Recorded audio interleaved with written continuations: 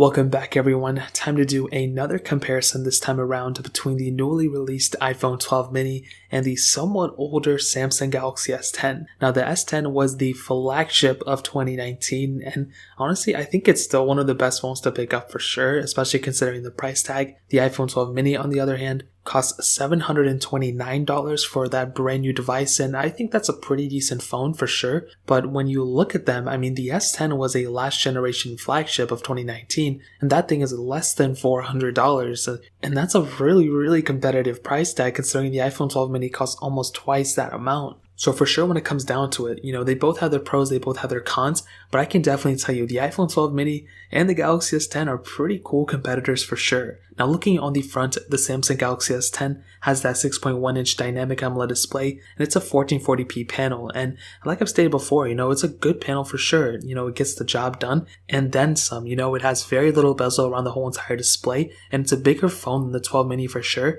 but it doesn't feel like it's crazy amounts bigger. Like the 12 mini is a small phone for sure, but the S10 still feels pretty small for how big of a display it has. It has that hole punch display as well, fingerprint sensor inside of the display, and for sure the Galaxy S10 looks more futuristic even though it's older than the 12 mini.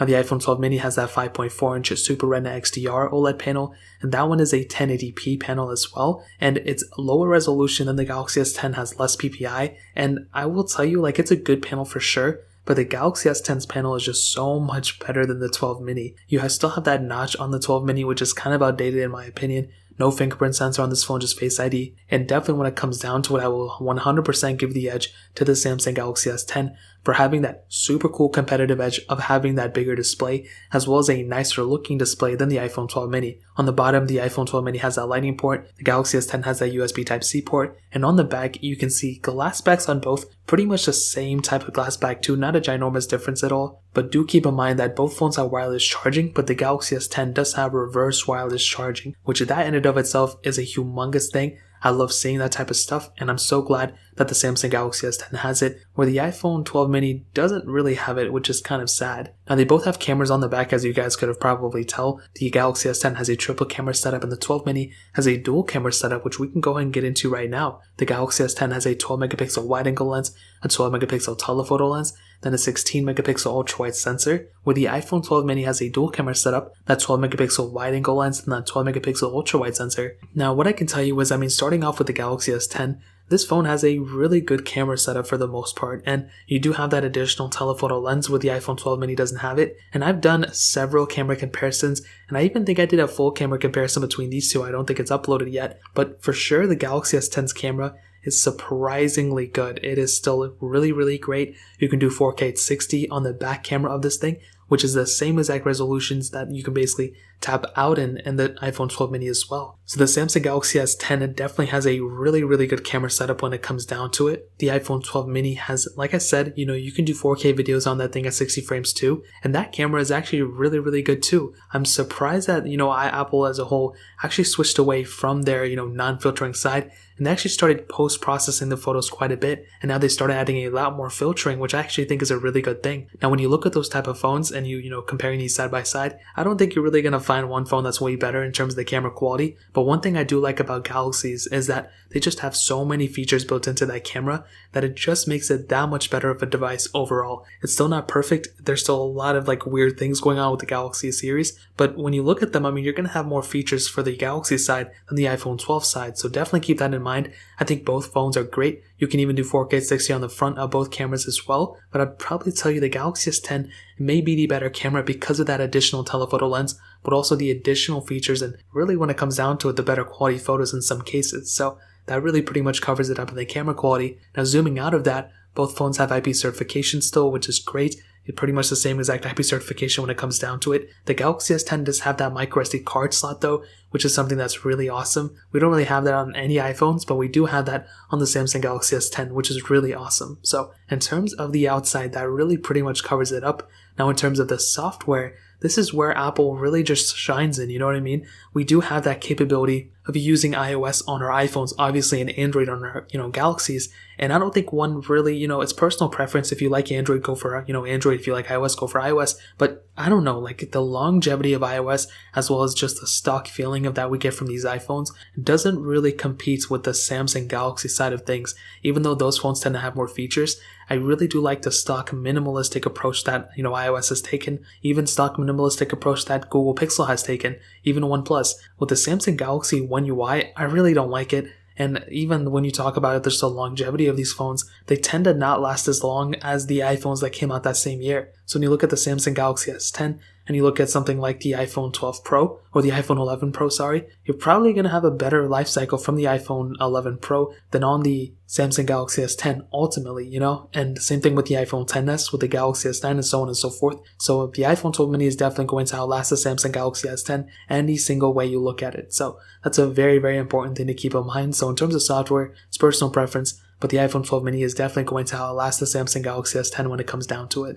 Now, in terms of the performance, the Samsung Galaxy S10 has that Qualcomm Snapdragon 855 chipset, an octa-core CPU with 8GB of RAM on each model, where the iPhone 12 mini has that Apple A14 Bionic chip inside of it, hex-core CPU, and 4GB on each model. Now, performance-wise, I will tell you, I'll start off with the S10 as well. I mean, this phone, when it first came out, it was extremely fast. I think it was one of the fastest phones that came out that year. And even now when I pick it up, it's still extremely smooth, still extremely fast, but it's not as smooth as something like an iPhone. With the iPhone 12 mini, I don't think it's either, the fastest phone anymore, but it's still a really, really smooth device, and it may just be a little bit slower in opening apps. With the Galaxy S10, it may be faster, but when you use something like the, iPhone 12 mini, you're going to be getting just a smooth experience overall. With my Samsung Galaxies, not even just the S10, but even with the Note 20s and the S20s, I always have such inconsistent experiences. Sometimes it's super smooth, sometimes it's super glitchy, sometimes it's laggy, but it's still a fast phone. Like when I click on an app, it's not a smooth transition with opening up the apps or anything, but it's a fast phone for sure. Whereas on Apple, they really take pride in the animation speeds and just the fluidity of the whole entire UI. And that's a huge thing with the Samsung Galaxy kind of slips out on. Even with the newer Galaxies, I mean, you're getting a fast phone, but it's just not smoother, which is very sad. So that's something you're going to have to ask yourself. Do you want a smoother phone or do you want a faster phone? If you want a faster phone, then go for the Samsung Galaxy. But if you want a smoother phone and a phone that's probably going to, stay consistently smooth throughout the lifetime of it, the iPhone is probably the better way to go, to being completely honest. Now, RAM management wise, surprisingly, is going to be worse on the iPhone 12 mini for now. I don't know if Apple's going to fix this or whatever they're going to do, but that's a huge issue. If you load up the same amount of apps in the background, the Samsung Galaxy S10 is going to be able to keep those apps longer in the background than, the iPhone 12 mini. And it's just an iPhone 12 mini problem. With my iPhone 11, it was a pretty good, RAM management portion device. With this iPhone 12 mini, it's just a mess. Hopefully they fix it. But that's pretty much how I would kind of sum up the performance aspect of both these devices. Now, ending it off with the battery life, the Samsung Galaxy S10 has a 3400 mAh battery. The iPhone 12 mini has a 2227 mAh battery. And what I can tell you is like I said before, Samsung and just Android in general has really taken the notch when it comes down to the battery life within the last 2 years. And when it comes down to the Samsung Galaxy S10, it is going to be giving you better battery life from my experience than the iPhone 12 mini. Now, everybody's use cases is different. If you use both these phones, maybe you'll find it a little bit different. But from what I use them for and from my battery test, the iPhone 12 mini didn't quite compete with the Samsung Galaxy S10. But I still think the iPhone 12 mini's battery life is better than what I was expecting it. But both have wireless charging. But like I said before, the Samsung Galaxy S10 does have reverse wireless charging, which is a really cool feature. So kind of keep that in mind when you're, figuring out which one. If you don't use reverse wireless charging at all, then it's okay. But that's kind of what I would kind of, tell you about both of these. And to kind of sum up this video and to answer the question, should you pick up the Samsung Galaxy S10? Should you pick up the iPhone 12 mini? Well, let me start off with some pros and cons for the Samsung Galaxy S10 first. I mean, first of all, this is probably still a really, really good big budget phone of last year. And that's something that's a really good title. I love giving it to phones. This was a flagship of last year, and it still is a flagship in a lot of ways. You're getting that beautiful display. It's a really, really good panel, and it's better than I think any iPhone panel that's ever been out. Even though this is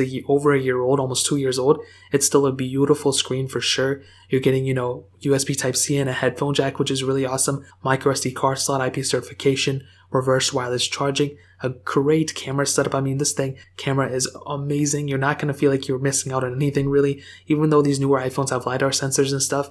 Compared to the 12 mini, that doesn't have a LiDAR sensor, so you're not really missing out on too much between both of these. You can always, throw a custom launcher on here and kind of clean out the software a little bit. And for an Android device, is still getting like 2 more versions of software, which is pretty good for an Android. Performance is very, very fast, and RAM management is better on the Galaxy S10 for sure. And you're getting better battery life too from my experience, and you're getting things like Samsung Dex and all those other things that Samsung kind of sprinkles into their OS. But on the iPhone side, some pros and cons for that. I mean, you're getting a smaller phone, which some people may actually prefer. It's a smaller phone in pretty much every single dimension than the Galaxy S10. It still feels like a very good flagship phone. The IP certification on this phone is actually better than what it is on the Galaxy S10. It's a smoother phone for sure. It's going to be lasting for a much, much longer time than the Samsung Galaxy S10 as well. So you can pick up this phone today and still feel like you have a very good, current phone even 3, 4, 5 years from now, because it's still going to be getting software updates. The camera of this thing is also extremely good too. You're not going to really have any complaints there either. The battery life is very okay. You're getting wireless charging and things like that, MagSafe capability as well. And I think for sure there's not like a perfect phone between both of these. If I had to pick one just based off the features, it would honestly probably be the Galaxy S10. I feel like that phone has way more capability when it comes down to it. But the iPhone 12 mini has so much capability too that it just wouldn't even be fair to say that the Galaxy S10 is the best one. I mean, the 12 mini has a lot of capability. It's a very good phone and it's smoother. It's going to be lasting for an insanely amount of time too. So you can't really go wrong here. But the Samsung Galaxy S10, because it's so much cheaper than the 12 mini, it just makes it that much better of a deal. And that's why I would probably say the Galaxy S10 is a better value per dollar here. But the iPhone 12 mini is still a really good phone too, and beats the Galaxy S10 in a couple areas as well. So that really pretty much covers it up. If you guys have any other questions or anything, let me know in the comment section below. Hit the like button, that would mean so much, but definitely hit that subscribe button. Every single subscriber that we get really does count. So it means so much if you guys could hit that. Also check out the other links down in the description as well. My Twitter, my Instagram, my other channels. More importantly than everything else, I love every single one of you guys. Hopefully I'll catch you guys in the next video. Peace out till then.